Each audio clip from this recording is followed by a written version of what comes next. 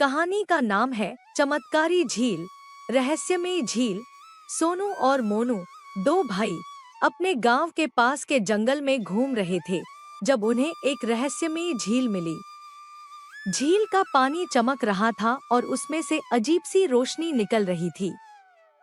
झील के पास एक बूढ़े साधु ने उन्हें बताया कि यह झील चमत्कारी है और जो भी इसमें डुबकी लगाएगा, उसकी कोई एक इच्छा पूरी हो जाएगी।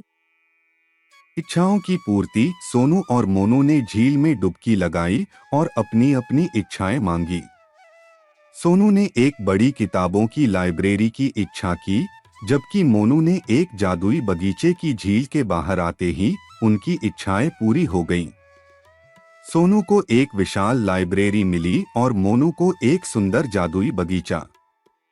लालच और परेशानी। लेकिन जल्द ही गांव के अन्य लोग भी झील के बारे में जान गए और अपनी इच्छाएं मांगने लगे।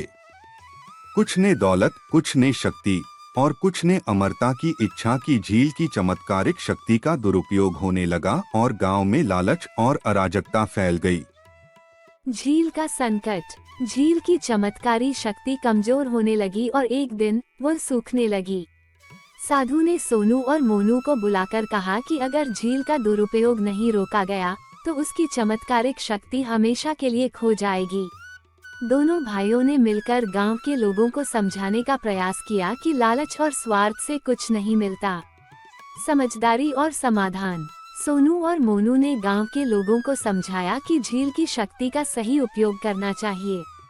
उन्होंने सभी से अपनी इच्छाओं को वापस करने का अनुरोध किया।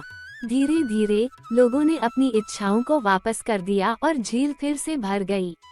गांव में शांति और सद्भावना लौट आई। सबक। सोनू और मोनू ने सीखा कि किसी भी चमत्कार का सही उपयोग करना और लालच से दूर रहना जरूरी है।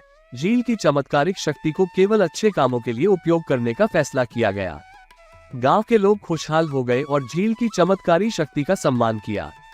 इन कहानियों में बच्चों के लिए प्रेरणा और सीखने की बातें छिपी हैं, जो उन्हें नैतिक मूल्यों और सही रास्ते पर चलने की प्रेरणा देती हैं।